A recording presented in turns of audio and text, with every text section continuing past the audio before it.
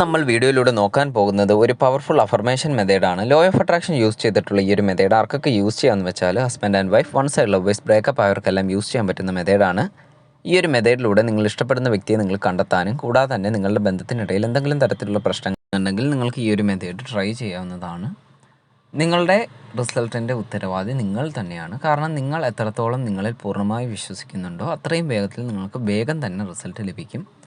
അതിപ്പോൾ ആദ്യ ദിവസം തന്നെ റിസൾട്ട് ലഭിച്ചവരുണ്ട്. അതേപോലെ തന്നെ നമ്മൾ ഈ പറയുന്ന ടൈം പീരീഡിൽ ഈ ഒരു മെത്തേഡ് ചെയ്തു തീർക്കാനായി നോക്കുക.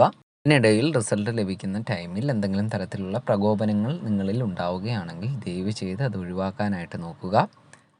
ഈ ഒരു മെത്തേഡിന് ആദ്യം തന്നെ വേണ്ടത് ശാന്തമായ ഒരു അന്തരീക്ഷമാണ്. ശാന്തമായ അന്തരീക്ഷം എന്ന് ഉദ്ദേശിച്ചത് വേറൊന്നുമല്ല, നിങ്ങൾക്ക് സ്വസ്ഥമായി ഇരിക്കാൻ സാധിക്കുന്ന ഒരു സ്ഥലം. അത് നിങ്ങളുടെ റൂമാവാം, അല്ലെങ്കിൽ നിങ്ങളുടെ ബെഡായിരിക്കാം, നിങ്ങളുടെ ടെറസായിരിക്കാം. അങ്ങനെ ഓരോരുത്തർക്കും ഓരോ സ്പേസ് ഉണ്ടല്ലോ.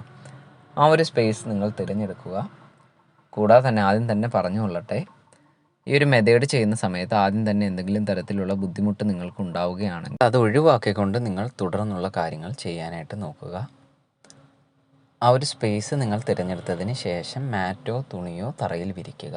മാറ്റ് എന്ന് ഉദ്ദേശിച്ചത് യോഗ മാറ്റ് പോലുള്ള കാര്യങ്ങളാണ്. തുണി ബെഡ്ഷീറ്റ് ആയാലും മതി, അല്ലെങ്കിൽ ഇതിനു വേണ്ടി നിങ്ങൾ തിരഞ്ഞെടുക്കുന്ന ഒരു തുണിയും എടുക്കാം. അതിൽ ഇരിക്കുമ്പോൾ മുട്ടും മടക്കി ഇരിക്കാനായിട്ട് ശ്രദ്ധിക്കുക. മുട്ടും മടക്കി ഇരിക്കുമ്പോൾ എന്തെങ്കിലും തരത്തിൽ നിങ്ങൾക്ക് ബുദ്ധിമുട്ട് അനുഭവിക്കുകയാണെങ്കിൽ നിങ്ങൾക്ക് കസേര ഉപയോഗിക്കാവുന്നതാണ്. കസേര ഉപയോഗിക്കുമ്പോൾ കാൽ തറയിൽ തട്ടുന്ന ഭാഗത്തായിട്ട് തുണിയോ മാറ്റോ വിരിച്ചിടേണ്ടതാണ്. കാൽപാദങ്ങളാണ് ക്രോസ് ചെയ്ത് വെക്കുന്നത്. പുരുഷന്മാരാണെങ്കിൽ ഇടതുകാൽ മുകളിൽ വരാൻ ശ്രദ്ധിക്കുക. സ്ത്രീകളാണെങ്കിൽ വലതുകാൽ മുകളിൽ വരാനായിട്ട് ശ്രദ്ധിക്കുക. അതിനുശേഷം നിങ്ങളുടെ കൈപ്പത്തികൾ മലർത്തി തുറന്ന് മുട്ടുകളുടെ മുകളിലേക്ക് വെക്കേണ്ടതാണ്. നടു നിവർന്ന് തന്നെ ഇരിക്കണം. അതിനുശേഷം നിങ്ങളുടെ കണ്ണുകൾ അടയ്ക്കുക. അതിനുശേഷം നിങ്ങൾ നിങ്ങളുടെ ശ്വാസത്തെ നിരീക്ഷിക്കാനായിട്ട് പോവുകയാണ്. ശ്വാസം നിരീക്ഷിക്കുമ്പോൾ പ്രധാനമായും ശ്രദ്ധിക്കേണ്ട കാര്യം, ആദ്യം തന്നെ കണ്ണടയ്ക്കുമ്പോൾ മനസ്സിൽ പലതരത്തിലുള്ള ചിന്തകൾ നിങ്ങളെ വേട്ടയാടും എന്ന് പറഞ്ഞത് വേറൊന്നും കൊണ്ടല്ല, നിങ്ങൾക്ക് ഒരു മിനിറ്റിൽ തന്നെ 50ഓളം ചിന്തകളാണ് നിങ്ങളുടെ മനസ്സിൽ വരുന്നത്. അത് നിങ്ങൾ അറിയുന്നതേ ഇല്ല. നിങ്ങൾ ശ്വാസം എടുക്കുന്നതും റിലീസ് ചെയ്യുന്നതും ഒന്നും അറിയുന്നതേ ഇല്ല. അതുകൊണ്ട് നമ്മൾ നമ്മുടെ കാര്യത്തിൽ ഒരു തരത്തിലുള്ള കോൺഷ്യസ്നെസ്സും ഇല്ലാതെ ഇരിക്കുമ്പോൾ പെട്ടെന്ന് ഇത്തരത്തിലുള്ള ഒരു മെത്തേഡ് ചെയ്യുമ്പോൾ അത് ആദ്യം സുഖകരം ആയിരിക്കുകയില്ല. അതുകൊണ്ട് കണ്ണുകൾ അടച്ച് ശാന്തമായി മൂക്കിനറ്റത്തായിട്ട് ഒരു കോൺസെൻട്രേഷൻ പോയിൻ്റ് ഫിക്സ് ചെയ്യുക. അതിനുശേഷം നിങ്ങൾ ശ്വാസത്തെ നിങ്ങളുടേതായ ഇഷ്ടപ്പെട്ട രീതിയിൽ നിരീക്ഷിക്കാൻ സാധിക്കും. അത്തരത്തിൽ ഇൻഹെയിൽ ചെയ്ത് എക്സേൽ ചെയ്ത് പുറത്തു വിട്ടതിന് ശേഷം മനസ്സിൽ 1 എന്ന് കൗണ്ട് ചെയ്യുക. അത്തരത്തിൽ 50 മുതൽ 75 വരെ കൗണ്ട് ചെയ്യേണ്ടതാണ്. അതിനുശേഷം നിങ്ങൾ ഇഷ്ടപ്പെടുന്ന വ്യക്തിയുടെ മുഖം നിങ്ങളുടെ മനസ്സിലേക്ക് കൊണ്ടെത്തിക്കുക. അത്തരത്തിൽ കൊണ്ടെത്തിച്ചതിന് ശേഷം നിങ്ങൾക്ക് എത്തരത്തിലുള്ള ആഗ്രഹമാണ് നടക്കേണ്ടത്, അതായത് നിങ്ങളുടെ ഇഷ്ടപ്പെടുന്ന വ്യക്തിയിൽ നിന്ന് നിങ്ങൾക്കൊരു സമ്മാനം ലഭിക്കണം, അതായത് ഒരു ഗിഫ്റ്റ് ബോക്സ് ലഭിക്കണം.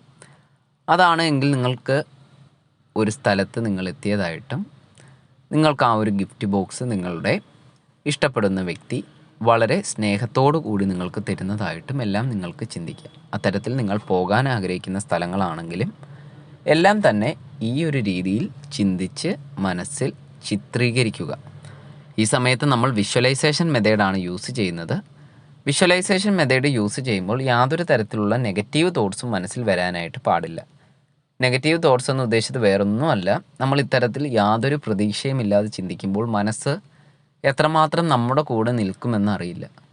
അതുകൊണ്ട് നിങ്ങൾ 101% നിങ്ങളുടെ മനസ്സിനെ നിങ്ങളിലേക്ക് കൂട്ടിച്ചേർത്ത് പിടിക്കുക. അത് മാത്രമാണ് പോംവഴി. അത്തരത്തിൽ ചെയ്തതിന് ശേഷം നിങ്ങൾ വിഷ്വലൈസേഷൻ ചെയ്യുമ്പോൾ നിങ്ങൾക്ക് ഉറപ്പായിട്ടും റിസൾട്ട് ലഭിച്ചിരിക്കും. പ്രധാനമായും ശ്രദ്ധിച്ചിരിക്കേണ്ട കാര്യങ്ങൾ, ഈ ഒരു മെത്തേഡ് ചെയ്യേണ്ട ടൈം പീരീഡ് എന്ന് പറയുന്നത് 8 ദിവസമാണ്. രാവിലെ 8:30 മുമ്പായും വൈകുന്നേരം 6 മണിക്ക് ശേഷവുമാണ് ഈ ഒരു മെത്തേഡ് ചെയ്യേണ്ടത്. മെത്തേഡ് ചെയ്യുമ്പോൾ യാതൊരു തരത്തിലുള്ള നെഗറ്റീവ് തോട്ട്സ് നിങ്ങളുടെ മനസ്സിൽ വരാൻ പാടില്ല. അത് ആദ്യം തന്നെ പറഞ്ഞു, വീണ്ടും പറയുന്നത് റിപ്പീറ്റ് അടിക്കുകയല്ല. ആ ഒരു കാര്യം നിങ്ങളെ വളരെയധികം സ്വാധീനിക്കുന്ന ഒരു കാര്യമാണ്. അതുകൊണ്ടാണ് വീണ്ടും വീണ്ടും പറയുന്നത്, അല്ല നിങ്ങളെ മടുപ്പിക്കാൻ വേണ്ടിയല്ല.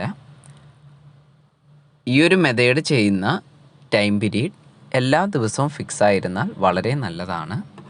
കൂടാതെ തന്നെ നിങ്ങൾ അഫർമേഷൻ എഴുതാൻ ആഗ്രഹിക്കുന്നുവെങ്കിൽ ഇനി പറയാൻ പോകുന്ന അതാണ്. ഈ 8 ദിവസവും അത്തരത്തിൽ എഴുതാവുന്നതാണ്. അതിനുശേഷം ആ ഒരു പേപ്പർ, അല്ലെങ്കിൽ നിങ്ങൾ ബുക്കിലാണ് എഴുതുന്നതെങ്കിൽ ആ ഒരു ബുക്ക് സൂക്ഷിച്ചു വെക്കുക. റിസൾട്ട് ലഭിച്ചതിന് ശേഷം ആ ബുക്കോ പേപ്പറോ കത്തിച്ച് കളയാവുന്നതാണ്. അഫർമേഷൻ എന്താണെന്ന് വെച്ചാൽ, ഐ ലവ് മൈ എക്സ് എന്ന് പറഞ്ഞ ഭാഗത്ത് നിങ്ങൾ ഇഷ്ടപ്പെടുന്ന വ്യക്തിയുടെ പേരെഴുതി ചേർക്കുക. അതിനുശേഷം നിങ്ങൾ ആ സ്വപ്നത്തിൽ കണ്ടതുപോലെ നല്ല കാര്യങ്ങൾ ചിത്രീകരിക്കുക. എന്തെങ്കിലും പ്രശ്നങ്ങളുണ്ടെങ്കിൽ അതെല്ലാം സോൾവ് ആയതുപോലെ ചിത്രീകരിക്കുക.